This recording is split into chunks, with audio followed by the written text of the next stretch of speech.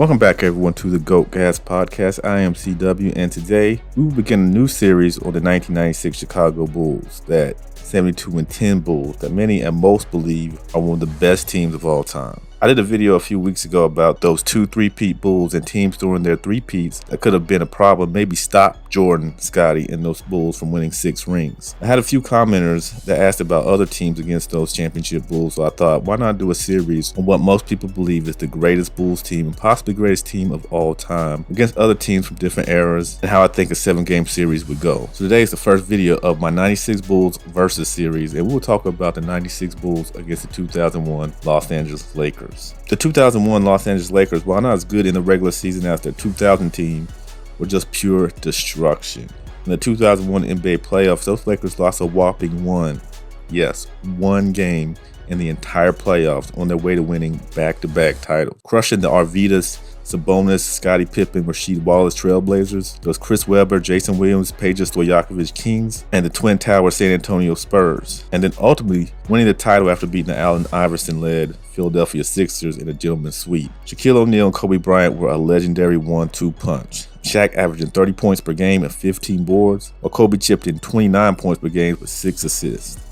That's a tough combo to handle, and based on their playoff run, showed with their near-perfect repeat. Chicago Bulls, meanwhile, we pretty much know them well. Up until 20 years later in 2016, they had the greatest regular season record, amassing a 72-10 record on their way to winning championship number 4 in 6 years. They too ran through their competition with little opposition, losing only 3 times throughout those playoffs. The duo of Jordan and Pippen were magical once again following Jordan's return for a full season after his first retirement. Jordan averaging nearly 31 points in those playoffs, with Pippen averaging 17 points, 9 rebounds, and 6 assists. Their others, Dennis Rodman and Tony Kukoc, also being big contributors, with Rodman grabbing an average of nearly 14 boards and Kukoc contributing about 11 points per game. So in a high-stakes 7-game series, who would win? Let's first look at their seasons. The Los Angeles Lakers in 2001 had the 3rd best offense in the league, averaging 100.6 a game. Their defense, well, that came in at 23rd, allowing their opponents to score 97.2 points. They absolutely won when it mattered, but looking at this makes these Lakers seem a little weak on the defensive end of the court. Meanwhile, the 96 Chicago Bulls had the best offense of the season, averaging 105.2 a game. On defense, they were the 3rd best that year, only allowing other teams 92.9 points a game. Pretty solid on both ends of the floor. Seeing these stats, you can't help but give the early advantage to the Bulls team. I mean, come on now. Now let's talk about each team's advantages.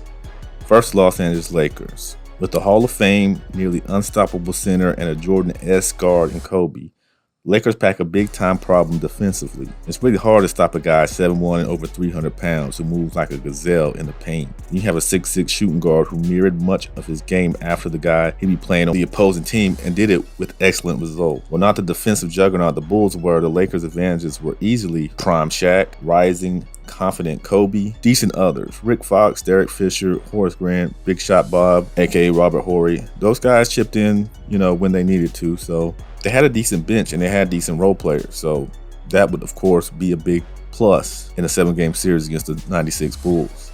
Now the Bulls, after talking about their season rankings, looked like a complete menace of a team. This was Jordan in his absolute prime, crazy determined after returning from his first retirement and facing defeat previous year without a full season. Also, Pippen was probably at his most confident as a player, having had to move into the leadership role for the 94 Bulls for most of 95. Now, not just Mike's sidekick, Scottie had a swag and a poise that made him as much of a threat on the floor as the GOAT. Top that off with the fearless Dennis Rodman, willing to do every bit of the dirty work to assure victories, whether he has to put his body on the line getting railroaded by Shaq or throwing guys like Rick Fox or Horace Grant off the game with his ability to get under other players' skin. So the Bulls have exceptional defense, the GOAT, Michael Jordan, and a solid bench too, with Tony Kukoc and Steve Kerr. Add in Bill Winnington a little bit. So what would be the X factor for the Lakers? I think Shaq in the clutch. Shaq, when he do something he's never done well at all, make free throws. Barring early foul trouble, Rodman would likely step up to the task guarding Shaq in those closing minutes and probably frustrating and slowing down the freight train. This would bring the Lakers game to a screeching halt and would mean they'd have to deal with the Bulls' firepower after most likely unsuccessful free throw trips and or go small with Horry stubbing in for Shaq at times. Shaq would likely have to be the second option going down to the wire, and Kobe with the others would really have to step up as the Bulls defense would likely be all into them and leaving Shaq and Rodman on an island. Now, what would be the X factor for the Bulls? Basketball IQ down the stretch.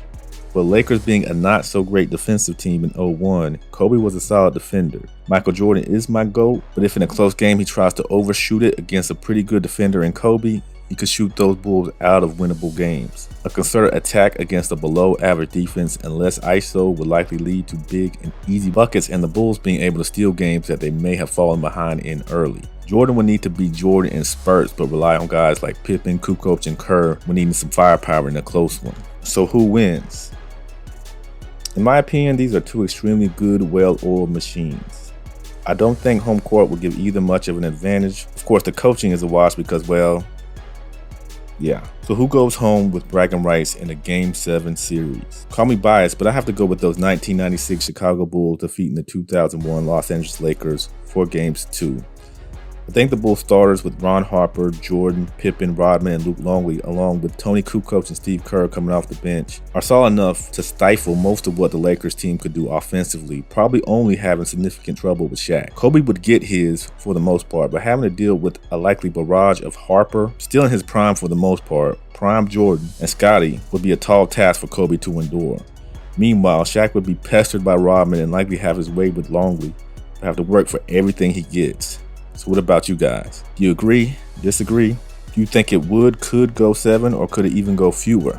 Let me know in the comment section. Since I'm sticking with 2000 for the first set of 96 Bulls versus, let me know which championship teams of the 2K you would like for me to break down, and I'll try to get that out in the next coming week. Also, if you want to ascend to GOAT status like number 23, please hit that like and subscribe button. It helps out the channel and keeps things moving. Hope you all enjoyed this video, and I'll be back soon with more content. Thank you.